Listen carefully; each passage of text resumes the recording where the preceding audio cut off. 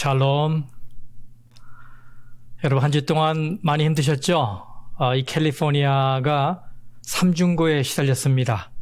코로나 바이러스, 폭염, 그리고 산불. 참 이런 재난이 없는 것 같아요. 이제 우리가 안식일을 맞이했는데 하나님께서 여러분 마음에 또 가정에 하늘의 평안을 크게 주시기를 진심으로 기원합니다. 안식일에 하나님을 만나면서 영혼의 쉼을 얻으시길 또 바라겠습니다.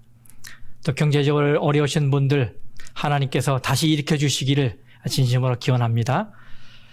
오늘은 말씀이 육신이 되어 17번째 시간 황금률을 실천하라, 이런 제목으로 말씀의 오늘 나누도록 하겠습니다.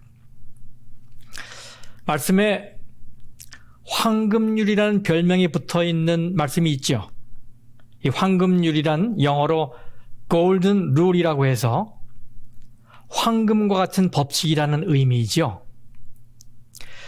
이 말씀에 이런 별명이 붙여진 건 3세기경에 로마 황제 알렉산더 세베루스가 이 말씀이 너무 좋아서 이 말씀을 금박 문자로 장식해 궁궐 여기저기에 걸어놓은 데서 연유되었다고 합니다.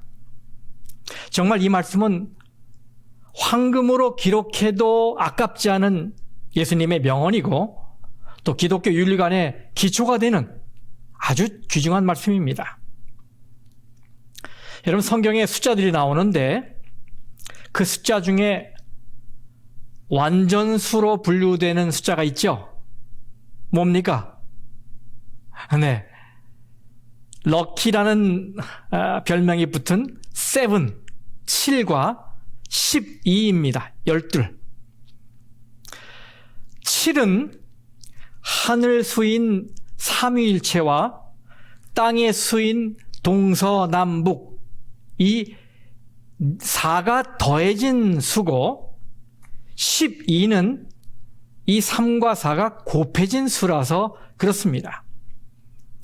오늘 본문의 말씀은 그래서 장절을 외우기도 아주 쉽습니다. 오늘 본문의 말씀을 좀 같이 읽어보도록 하겠습니다. 마태복음 7장 12절, 완전수가 다 들어있어요. 그러므로 무엇이든지 남에게 대접을 받고자 하는 대로 너희도 남을 대접하라. 이것이 율법이요 선지자니라. 아멘.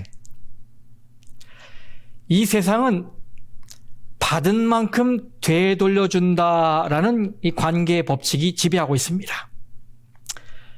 Give and take, 상호주의 원칙이죠. 옛날 큰 일을 치를 때 일손이나 또 현물로 십시일반 돕는 이 품앗이가 그렇고, 요즘 경조사가 이 원칙에 적용되는 것이죠. 사실 이 원칙은 나쁜 것이 아닙니다. 왜냐하면 받은 은혜를 갚기는커녕 계속해서 달라고 불평만 하는 모렴치한 사람들이 있기 때문이에요. 하지만 이 원칙에는 본질적으로 문제가 있습니다. 이 원칙 밑바탕에 이기심이 깔려 있다는 것이에요. 이것은 관계의 거래와 같습니다. 그래서 이 거래의식으로 살아가는 사람들은 남에게 친절을 베풀 때 자기가 앞으로 받을 친절 하나를 예약해 놓은 것이다 라고 생각하며 베풉니다. 돌아올 대가를 바라는 것이죠. 그런데 여러분, 내가 준 만큼 되돌아오지 않으면 어떻게 됩니까? 섭섭하게 되지요. 그리고 눈을 째리게 됩니다. 그러다 보면 관계가 소원해지는 거예요. 그런데 오늘 예수님은 우리에게 무엇이든지 남에게 대접을 받고자 하는 대로 너희도 남을 대접하라, 이렇게 말씀하셨어요. 사실 저는 예전에 왜 이 말씀이 황금률인지 이해하지 못했습니다. 그 이유는 여러분, 대접받고 싶어서 대접하는 것인데, 갖고 싶어서 먼저 주는 것인데 그게 뭐 그리 대단한 일인가라는 생각이 들었기 때문이에요. 여러분, 그렇지 않겠습니까? 대접을 받기 위해 대접한다는 건 저로서는 그 동기나 목적이 그리 순수해 보이지 않았기 때문이에요.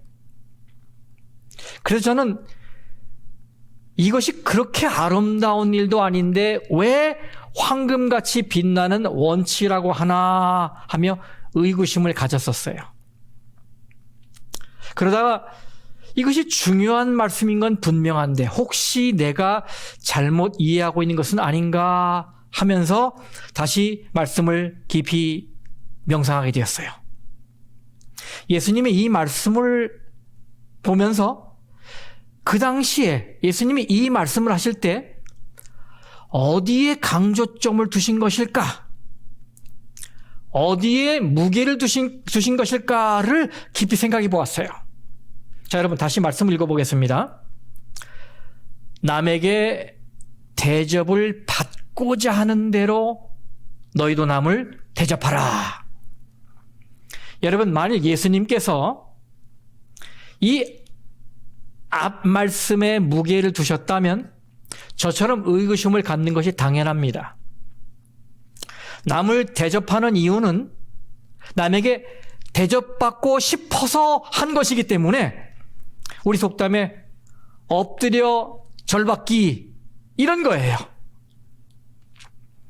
그런데 뒤에 말씀인 남을 대접하라에 무게를 두게 되면 당연히 앞의 말씀은 남을 대접하려 할 때 어떤 마음으로 해야 하는가의 기준이 되는 거예요.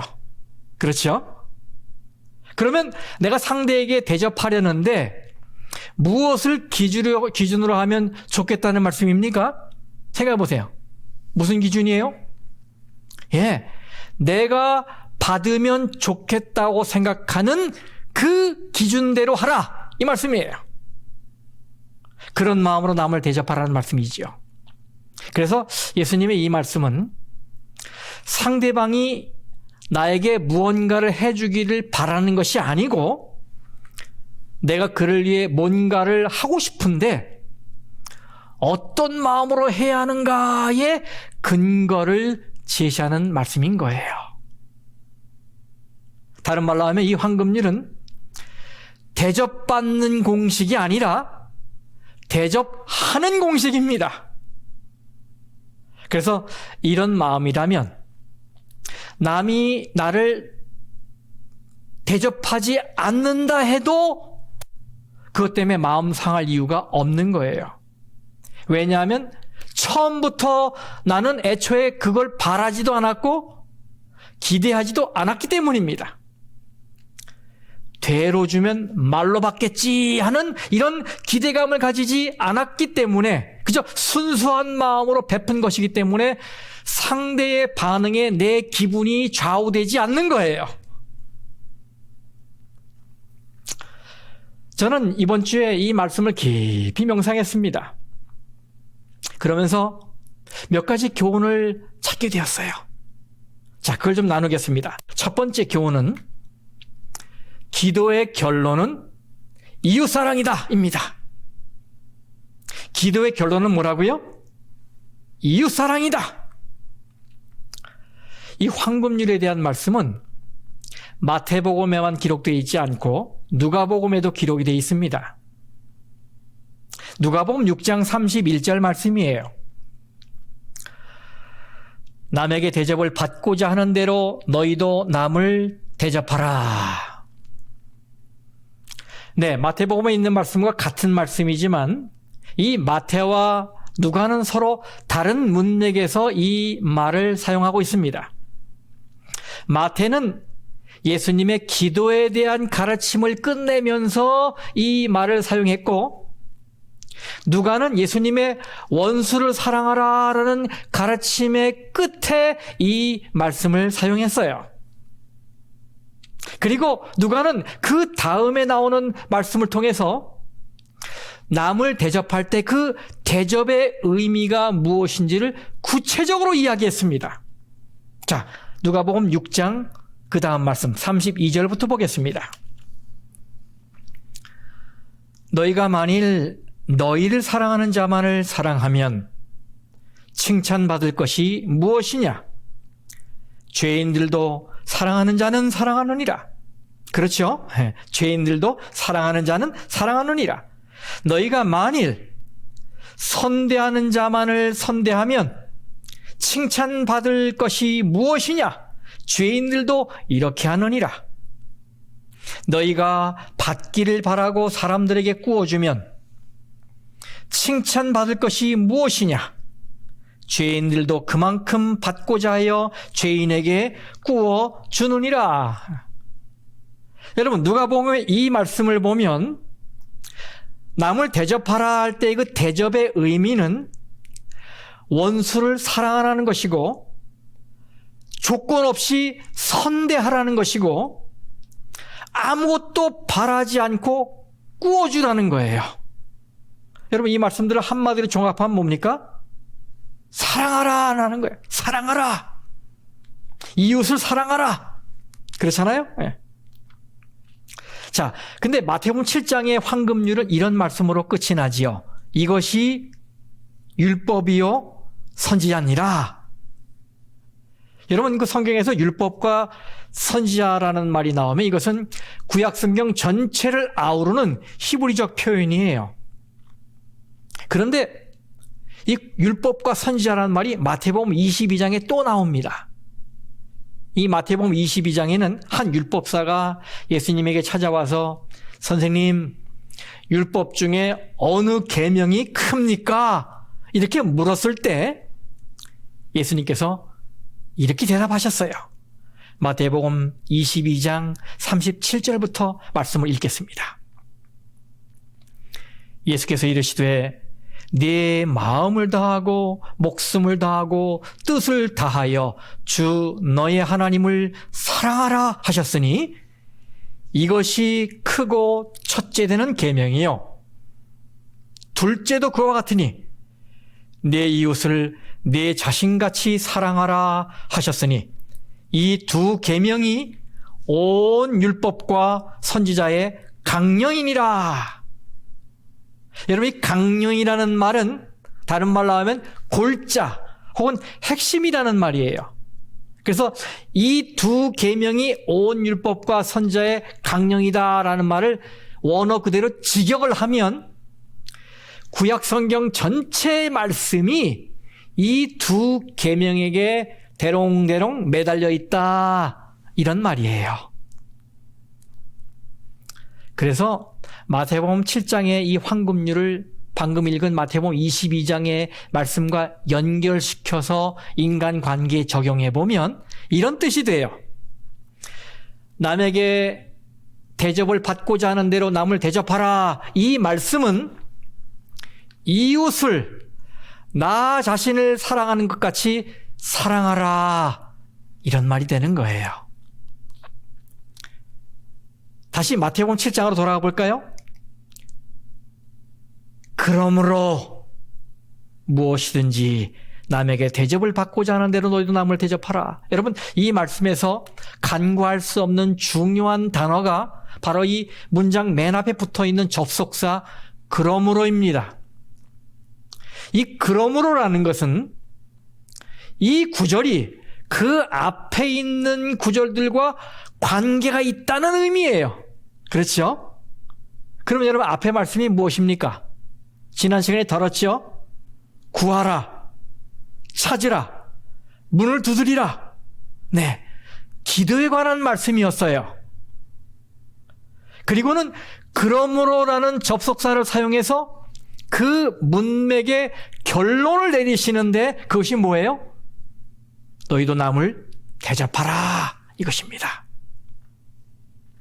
그래서 이 말씀에다가 우리가 다룬 누가복음 6장 말씀, 누가복음 22장 말씀, 이것을 다 포함해서 적용해 보면 우리의 기도는 하나님과 나 사이의 대화로 그쳐서는 절대로 안 되고 이웃 사랑으로 이어져야 한다, 이런 말인 것입니다.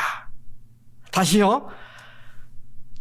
기도로 끝나지 말고 하나님과의 대화로 그치지 말고 어디로요? 이웃 사랑으로 이어져야 한다. 예, 이런 말인 거예요.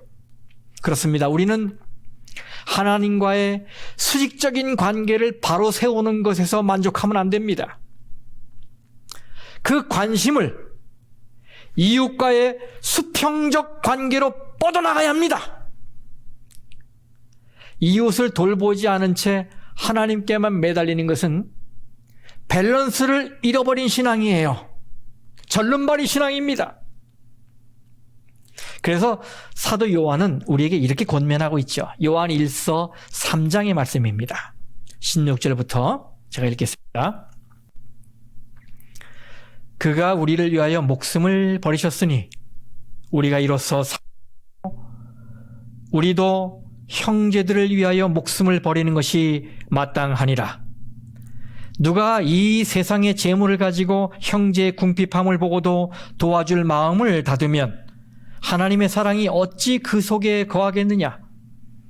자녀들아, 우리가 말과 혀로만 사랑하지 말고 행함과 진실함으로 하자. 아멘.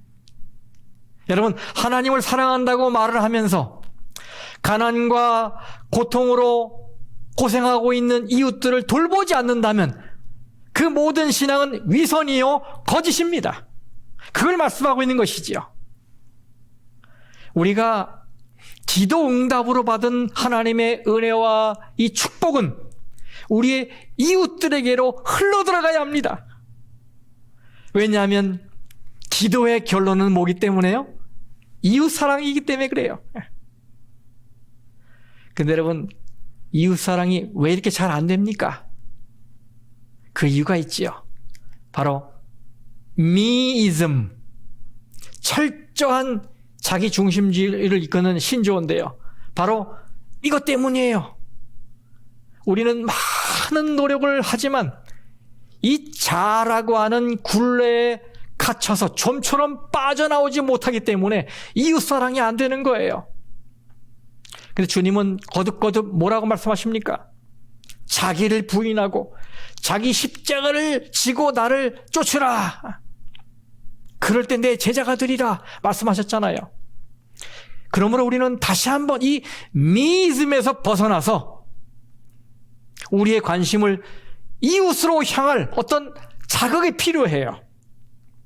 그런 의미에서 오늘 본문의 말씀은 우리에게 큰 도전이 되고 있습니다. 오늘 본문의 말씀에서 제가 얻은 두 번째 교훈은 이것입니다. 이웃에게서 나를 보라. 여러분, 내가 남을 대접할 때 나는 어떤 대접을 받을 사람인가가 들어있어요. 그 안에. 남에게 대접을 받고자 하는 대로 남을 대접하라 라고 했기 때문에 내가 친절을 베풀고 대접을 하면 그 안에 도리어 내가 어떤 대접을 받을 사람인가가 들어있다는 말이에요. 왜냐하면 그에게 같은 대접을 받으면 좋겠다라고 하는 생각이 바탕에 있기 때문에 그래요. 그래서 예수님의 말씀을 따라 남을 대접하는 건 남을 위한 베품이기도 하지만 동시에 나를 위한 베품이기도 하는 것입니다. 그 이웃 속에 누가 있는 거예요? 네, 내가 있는 것입니다. 여러분, 태조 이성계와 무학대사 이야기 많이 들어보셨죠? 조선을 일으킨 이 태조 이성계와 그 당시 유명한 그 무학대사는 아주 친한 친구로 지냈습니다. 근데 그들이 이런 대화를 나눴다고 하지요. 어느 날 이성계가 무학대사를 찾아가서 이런 농담을 던집니다. 스님을 오래간만에 봤더니 왜 이렇게 돼지처럼 생겼습니까? 그 말을 듣고 무학대사는 웃으며 말했습니다. 대왕께서는 정말 부처님처럼 보이십니다. 이 대사의 말을 듣고 이성계가 미안한 마음이 들었어요. 그래서 스님, 나는 스님을 돼지에 비유했는데 어찌 스님은 나에게 부처님처럼 보인다고 하십니까? 이렇게 물었죠. 바로 이때 무학대사가 이런 말을 했다고 하잖아요. 전하, 부처의 눈에는 부처만 보이고 돼지의 눈에는 돼지만 보이는 법이랍니다.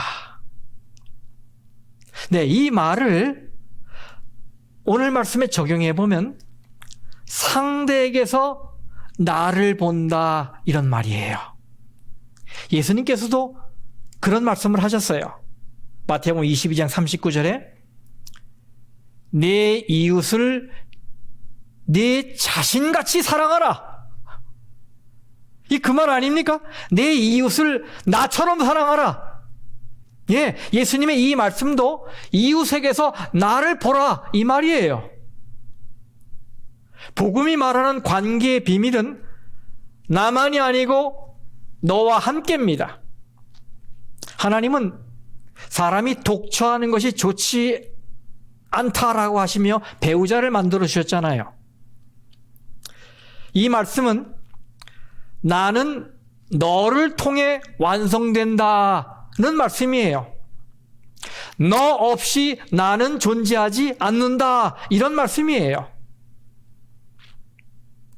네, 우리는 예수님의 이 황금률의 말씀을 통해서 나뿐만 아니라 나의 모습을 그대로 담고 있는 이웃의 가치를 발견해야 합니다. 이웃에게서 나를 봐야 한단 말이에요. 이것을 깨닫는 것이 이웃사랑의 첫걸음입니다. 그러면서 저는 세 번째로, 이 두 번째와 비슷하지만 의미가 조금 더 다른 또 한 교훈을 얻게 되었어요.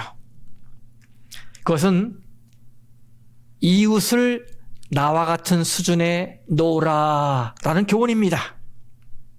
이웃을 나와 같은 수준에 놓으라. 예수님의 이 말씀, 내가 바라는 수준에 맞게 이웃에게 베풀라라는 이 말씀은 이웃을 나 자신과 같은 수준에 놓으라라는 말씀과 같은 것입니다. 일종의 평등 개념을 가지라라는 말씀이에요. 네, 우리는 내가 하나면 이웃도 하나고, 내가 열이면 이웃도 열인 것을 인정해야 합니다. 하지만 이 세상 역사에서는 이 평등의 이념이 한 번도 제대로 실현된 적이 없어요. 그것은 오늘날도 마찬가지지요. 사람들이 정의니 평등이니 외치고 부르짖지만 사실 그것은 정치적인 구호고 전략에 지나지 않아요. 차등이나 차별은 어디에나 존재합니다. 그런데 예수님은 오늘 우리에게 천국 백성의 의를 가진 자는 이 철벽과 같은 불평등을 깨부수는 자다라고 말씀하시는 거예요. 상대가 누구이든 내가 나를 귀하게 여기듯 똑같은 수준으로 대하라, 이렇게 말씀하시는 것입니다. 여러분, 우리는 나 자신을 아주 잘 알지요. 나는 때때로 실수도 하고 죄를 짓기도 하고 사랑받고 싶어하고 인정받고 싶어하고 아주 작은 말에 쉽게 상처를 받기도 하고 외로움을 타기도 하고, 우리는 그래도 나 자신을 내가 잘 알아요. 이렇게 나는 연약한 존재라는 것을 잘 알고 있습니다. 그런데 문제는 이웃도 나와 똑같이 연약한 존재라는 것을 잊고 사는 거예요. 그래서 나는 그럴 수 있지만 이웃은 절대로 그래서는 안 된다는 생각으로 대우합니다. 그래서 이웃에게는 엄격한 잣대를 들이대고 함부로 말을 하고 쉽게 상처를 주는 거예요.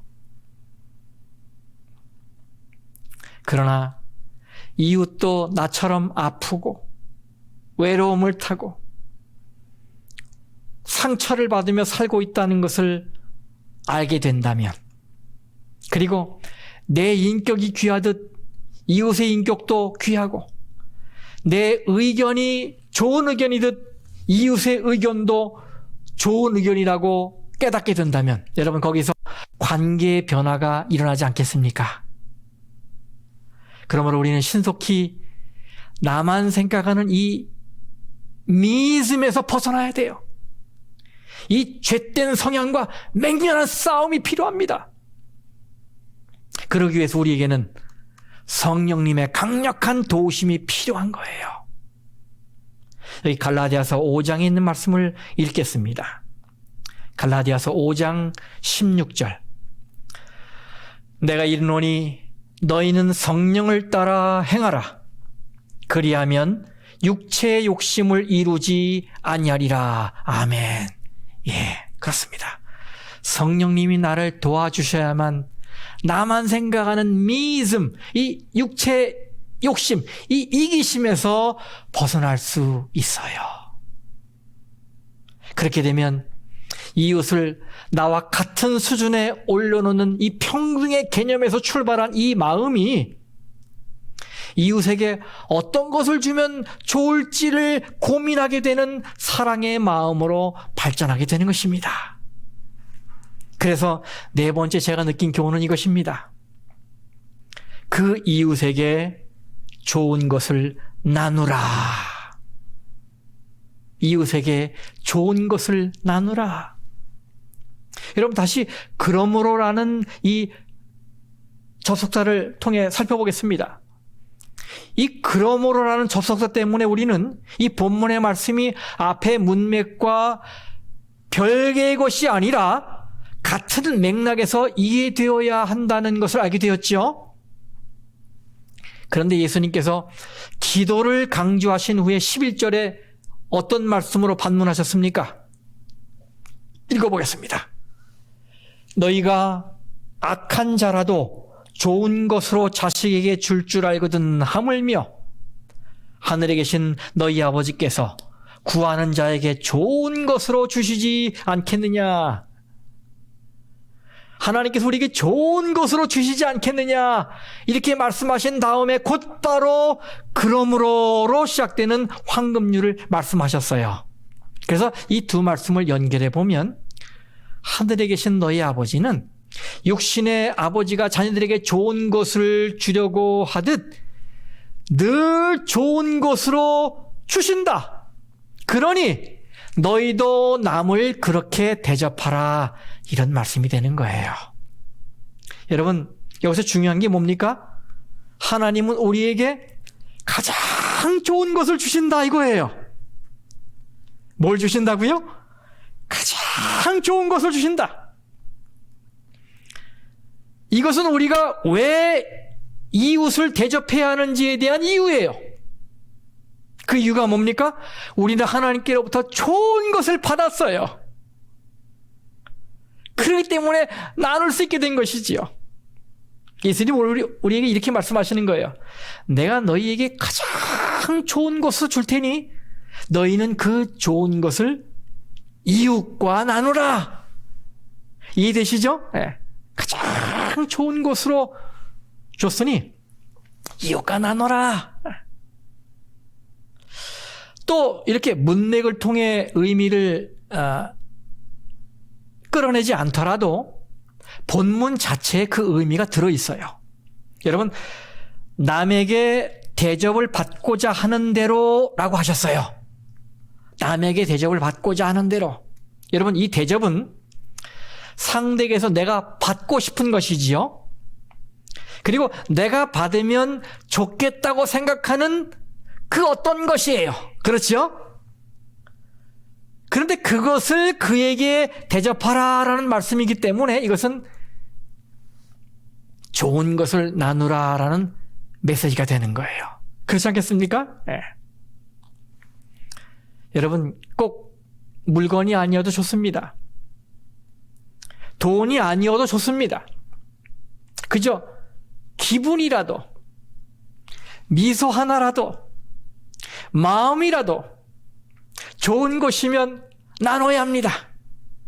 가족과도 나누고 이웃과도 나누고 친구와도 나누고 교우들과 서로도 나누고 나누면 기분이 좋아지는 것, 행복해지는 것, 그거를 나누라는 것입니다. 나누라.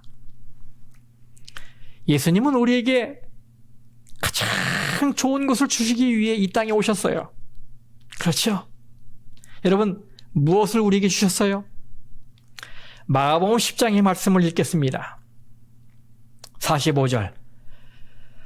인자가 온 것은 섬김을 받으려 함이 아니라 도리어 섬기려 하고, 그 다음에 무엇을요? 네, 자기 목숨을 많은 사람의 대속물로 주려 함이니라. 아멘. 여러분, 무엇을 주려 오셨습니까? 당신의 목숨을 주려 오셨어요. 천하의 그 무엇과도 바꿀 수 없는 당신의 생명을 우리에게 주시기 위해 이 땅에 오신 거예요. 예수님이 오신 목적은 그것입니다. 그것이에요. 그러니 우리도 이렇게 좋은 것을 이웃과 나눠야 하지 않겠습니까? 그러려면 우리는 이 나만 생각하는 이 미이즘, 이 마음에서 벗어나야 돼요. 이 마음을 바꿔야 돼요. 어떤 마음을 가지면 좋을까요? 네, 빌립보서 2장 5절 말씀. 너희 안에 이 마음을 품으라. 곧 그리스도 예수의 마음이니. 아멘. 예수의 마음이니, 생명을 바친 그 예수의 마음, 그 마음을 품으라고. 여러분, 알리바바 40인의 도적의 그 이야기를 보면 그 많은 보물이 들어있는 동굴의 문을 여는 비밀 열쇠가 뭐였습니까? 예, 오픈 세서미, 열려라 참깨 였잖아요. 근데 거기다 대고 천둥 같은 소리로 열려라 땅콩, 열려라 밀가루, 열려라 금덩어리, 백날 외쳐보면 열립니까? 안 열립니까? 안 열리지요. 그 문을 여는 열쇠는 단 하나, 열려라 참깨뿐이에요. 마찬가지로 나의 인생이 이웃의 인생과 어우러진 가장 행복하고 가치 있고 의미 있는 삶이 되려면 그 비결은 오직 하나, 우리가 예수 그리스도의 마음을 품는 것임을 믿으시기 바랍니다. 자, 저는 오늘 말씀을 마치면서 제가 이번 주에 앉아서 이 말씀을 어떻게 실천해야 할지에 대해서 깊이 명상하게 되었어요. 그러면서 저는 먼저 남들이 저에게 해주기를 바라는 것을 한번 적어보았어요. 자, 여기 제가 남들이 저에게 이렇게 해주기를 바랍니다. 나는 남들이 나를 존중해주면 좋겠어요. 나는 남들이 나에게 종종 격려와 감사의 말을 해주면 좋겠어요. 나는 남들이 내 말에 귀를 기울여주면 좋겠어요. 나는 남들이 나의 힘듦과 아픔을 또 이해해주고 헤아려주면 좋겠어요. 나는 남들이 나에게 가끔 깜짝 선물, 좋은 선물을 해주면 좋겠어요. 나는 남들이 내가 외로움을 느낄 때 먼저 다가와서 밥 한 끼 같이 먹자고 하면 좋겠어요. 여러분, 너무 솔직한가요? 뭐 많이 있지만 이게 몇 가지 적어봤습니다. 그러면서 동시에 남들이 나에게서 어떻게 할 때 내가 싫은지를 한번 적어봤어요. 자, 나는 남들이 불평을 일삼을 때 싫습니다. 나는 남들이 이중적인 모습, 앞과 뒤가 다른 모습을 보일 때 아주 싫어요. 나는 남들이 약속을 지키지 않을 때 아주 싫어요. 나는 남들이 공격적이고 화를 잘 낼 때 아주 싫어요. 나는 남들이 자기 것만 챙기는 이 이기주의 성향을 보일 때 아주 싫어요. 나는 남들이 대안 없이 비난만 일삼을 때 아주 싫어요.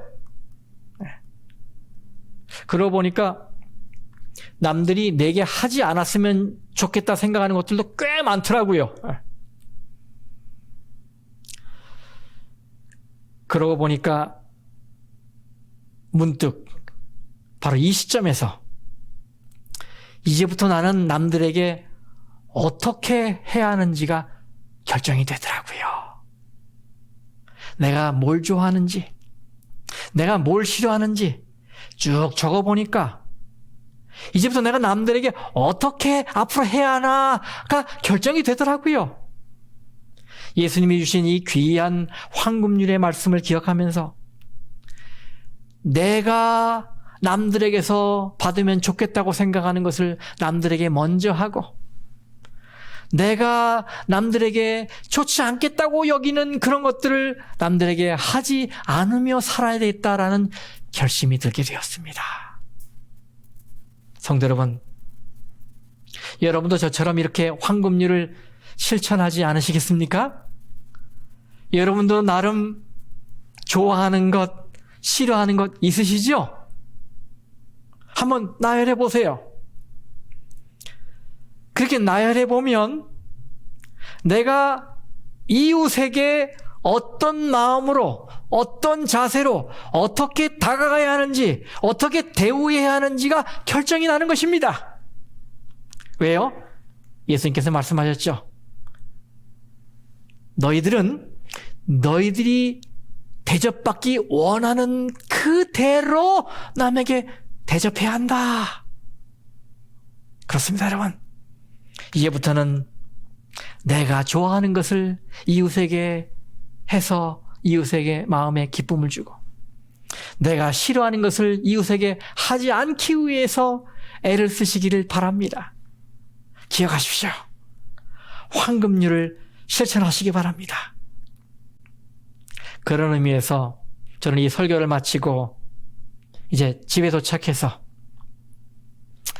가족들에게 환한 미소와 따뜻한 말 한마디를 건네야 하겠습니다. 말씀을 마치겠습니다.